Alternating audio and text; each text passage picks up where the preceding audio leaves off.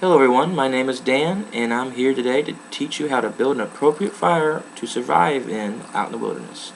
So the first thing you want to do is scout out an area for a fire to take place. Now typically you want to find a spot that is even and flat and dry. So sand, dirt, and clay and gravel kind of material is what you're ideally going to look for.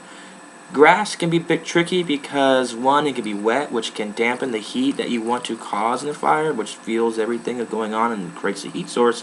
So that's not really appropriate for a fireplace with grass. And second is that also the grass can easily catch on fire and then eventually spread outside of the desired fire pit area, and that could be a problem if it's left unattended.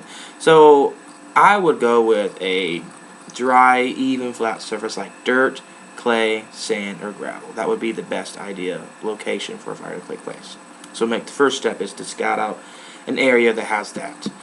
The second step is you want to create a barrier around that pit so that airflow can be centralized in the location. That way it blocks air smacking the fire, blowing it out, but also creates this nice little nest of oxygen that's going to fuel your fire pit. So what most people use for this is like a hard, non-flammable surface. So typically what we do use out there is rocks. That's what's the most abundant. So you want to start gathering rocks that about bigger than your fist and start stacking them in a circle around your fire pit. Now I suggest that you have a circle that started that is about bigger than a foot, because if you go any smaller than that it might be tricky, and you go any bigger than that you might have not enough rocks and you need to completely fill that circle.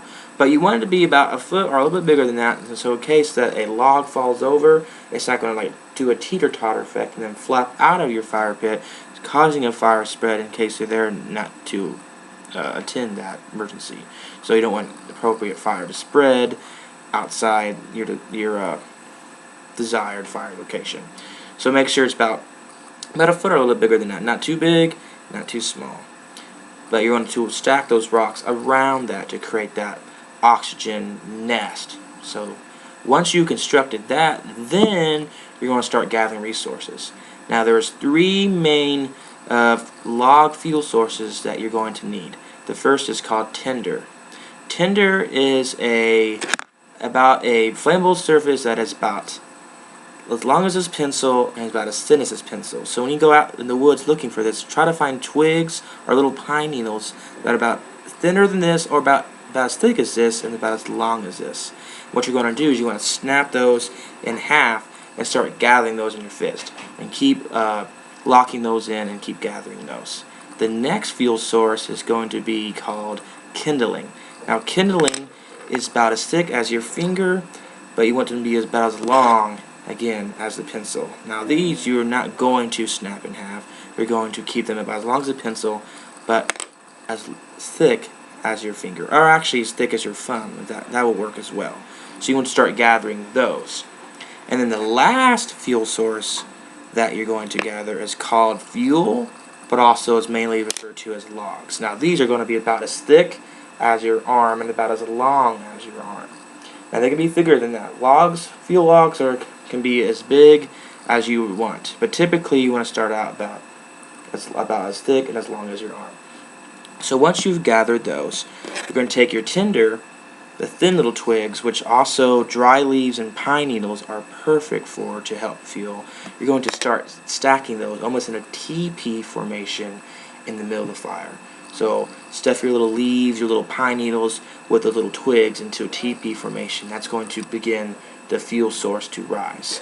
So whatever fire starting device you have, either flint and steel or flint and striker or just a lighter or whatever fire starting device you have, you're going to want to light the tinder and get that to start going. And what you're going to do is you're going to slowly blow into that as you're lighting it. So once you see the fire start to slowly take place, that is when you're going to place your kindling, the ones about as thick as your finger, and then you're going to start stacking those on top.